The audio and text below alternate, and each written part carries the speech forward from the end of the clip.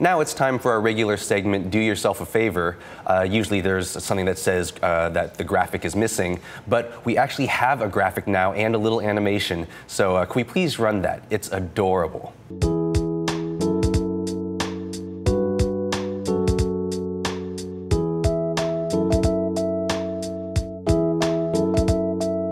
Isn't that great? Is that not the cutest thing you've ever seen?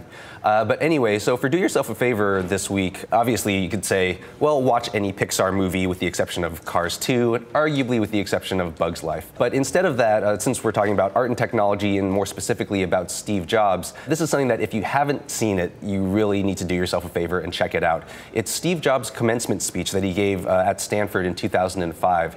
Arguably the best commencement speech ever given. Right now has 13.5 million views on YouTube, which I believe even more than Oprah, and you know that Oprah owns YouTube. It sounds corny and it makes me sound like such like an Apple fanboy, spelled with a Y or I, but I find it so inspiring. It really hits on a lot of things, and believe it or not, I've actually taken the audio, I have it on my iPhone, of course, and I listen to it, every week or two to kind of focus myself a little bit. One of the main things that Steve Jobs always preached was focus, which he said was saying no to things, basically deciding what it is that you really want to do and cutting out everything else. This speech really gets to the heart of that. So if you haven't seen it, do yourself a favor, watch the Steve Jobs Stanford commencement speech. It's on YouTube, but let's watch a little bit of it right now.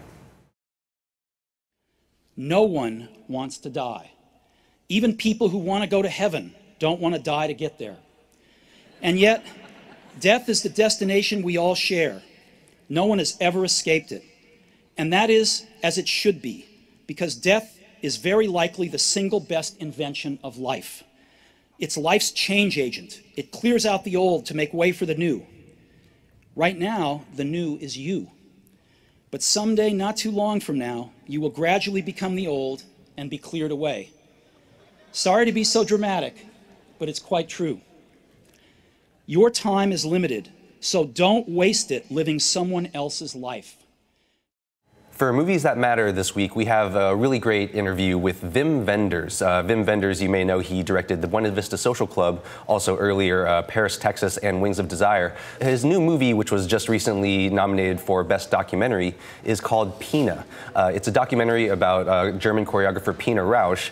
And what's surprising about this is that Pina is actually, after Avatar, is the second best 3D movie I've ever seen. I generally hate 3D because I think basically it's a way for studios to make more money on their movies by making the movies look worse. What's great about Pina is that it actually plays to all the real strengths of 3D, since dance is really all about movement and movement through space, the distance between dancers, the connection between dancers. So it actually really, really works, and it's kind of counterintuitive because normally you would think, oh, 3D, that's for like action movies and for totally CG animated movies, but Pina proves this wrong, and since we're talking about art and technology on this episode, I thought it'd be a great time to take a look at what Wenders has to say about 3D, where he thinks the future of 3D lies. So anyway, here is a clip from my interview with Wim Wenders. I was wondering whether you feel that all movies should be made in 3D or only certain ones, or eventually, or that's just the way that the technology is moving. I think not all movies should be made in 3D, not at all. But movies that have an affinity to space and that can use it, and that where this new language is a necessity, that is interesting.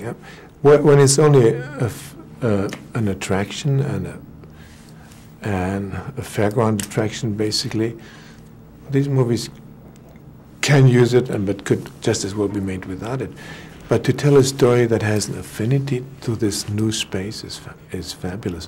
I think, myself, I'm completely convinced that 3D is the future of the documentary, and that it will lift that genre to a whole new level, because the presence of a camera, the presence of a person in front of a camera is a whole different thing in 3D.